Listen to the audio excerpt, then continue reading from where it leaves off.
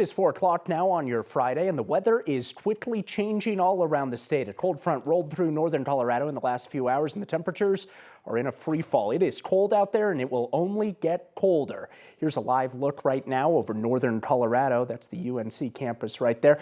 Nice outside, but the temperatures are falling. Want to move now down a little bit south over Denver, Colorado, and yeah, it's starting to get gray out there.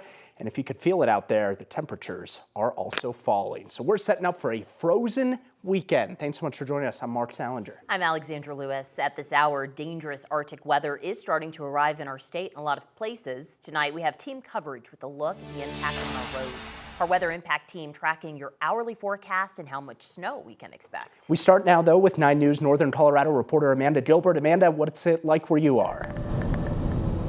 Yeah, guys, we are kind of headed towards the Windsor, Timnath area. So I'm going to flip the camera around. We are starting to see a little bit of snow. It might be a little hard to see, but it's just coming down really lightly. Visibility still fine. As you can see, snow's not really sticking to the roads or to the ground just yet. But I will say I definitely noticed the change in temperature. It was fine. Now it's definitely starting to feel cold out here. So just starting to see that here. It kind of feels like the storm is just starting, so we'll see how things change as the show goes on. Back to you guys. 9 News.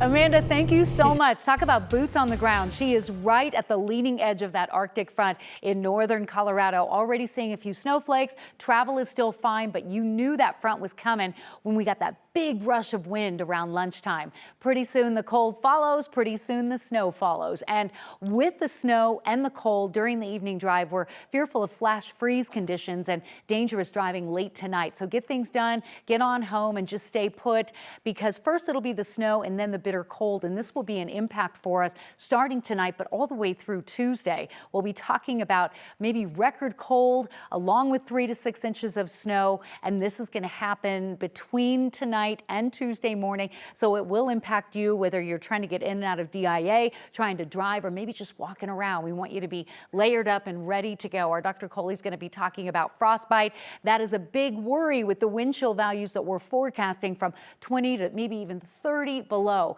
Frostbite can occur in less than 30 minutes with conditions like that. Here we are now down to 31 in Denver, 19 in Laramie, 30 in Fort Collins, 30 in Greeley. Fronts moving from north to south. Winds are very gusty out of the northeast. That upslope will bring in that low level moisture, which will get that snow going here in the next hour, hour and a half. Polar plunge coming in 2 waves. First wave will be tonight. Second wave will be later in the weekend. But look at how much of the country is impacted by this system.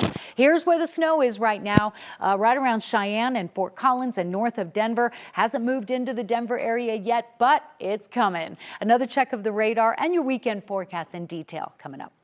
All right, Kathy, much more from you in a second. We want to get to our 9 News reporter, Jeremy Kohola, who's been on the roads towards the north. Jeremy, can you tell us where you are and what you're seeing? Yeah, right now we're on Highway 36, headed west towards Boulder, just passing Westminster right now. And we're going to go ahead and change the camera angle here so you can see the gray cloud cover there. The Rockies are essentially shrouded. And as Kathy said, we know that snow is coming in from the north, and when that happens, we can anticipate the highway conditions here and the road conditions around the metro area to change very quickly as we expect several inches of snow. I spoke to Colorado State Patrol. They are urging people this weekend to stay home, and if you do need to go out, be extremely careful and make sure your tires are good, that they're up to date on your vehicle. In the meantime, what we're also going to be talking about at the 4:30 mark is this issue that the Denver Fire Department often runs into when it gets cold like this, and these are fires that are started by people experiencing homelessness. And we found that the fire department will actually take a humanitarian approach to these fires. I'll be talking more about that at the 4:30 mark. Back to you guys. All right, Jeremy, thank you. We're tracking the roads. We're also thinking about our own personal health, because doctors at UC Health are expecting to see more patients with cold-related injuries this weekend. If exposed to the elements for an extended period of time, experts say this weather can be life-threatening. A recent study published by the Journal of American Medical Association showed cold-related deaths have increased. Researchers looked at data from the CDC and found that the number of deaths in which cold weather was an underlying or a contributing cause more than doubled between 1999 and 2022. The study found that cold-related death rates were highest among minority populations and people 75 and older. Researchers, like those at UC Health, believe the deaths have grown because people are not as used to extreme winter weather, which impacts the body's response.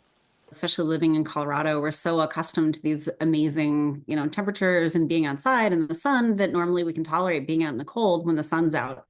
But with these temperatures, it won't really happen. So a lot of people are unprepared for what they're exposed to. Researchers hope this data leads to more warming centers and indoor heating for some of the most vulnerable citizens. Coming up later in the hour, our 9 News medical expert will join us to discuss more on how do we protect ourselves, all of us, this weekend. We do know of a couple of closures we want to tell you about this weekend. That includes the Denver Zoo tomorrow, the Denver Botanic Gardens all weekend long. The good news is a lot of places and schools are already going to be closed on Monday because of MLK Day. Auraria campus will be doing remote operations Monday, and we'll continue to follow reported closures, of course, as we get them. You'll be the first to know. You can find the full list on 9news.com. There's also another update surrounding the MLK celebrations in Denver on Monday. Organizers are pushing back the start time of the parade to 10:30 in the morning instead of 10. The City Park event will be shortened to keep the exposure time to all that cold low. The events in the Civic Center Park are now canceled. The bike ride as well will not be happening. There will be warming shelters around the parade to keep people warm throughout the route. The Arctic blast is also impacting the inauguration of President-elect Donald Trump. Today, we learned that Monday's ceremony will be moved inside because of the weather in Washington, D.C. It's expected to be the coldest inauguration day since 2009. So the ceremony will now take place inside the Capitol Rotunda. President-elect Trump said on Truth Social that he will also hold an indoor rally at Capital One Arena on Monday, where his supporters will be able to watch the ceremony there. The last time the ceremony was held indoors was Ronald Reagan's second inauguration back in 1985.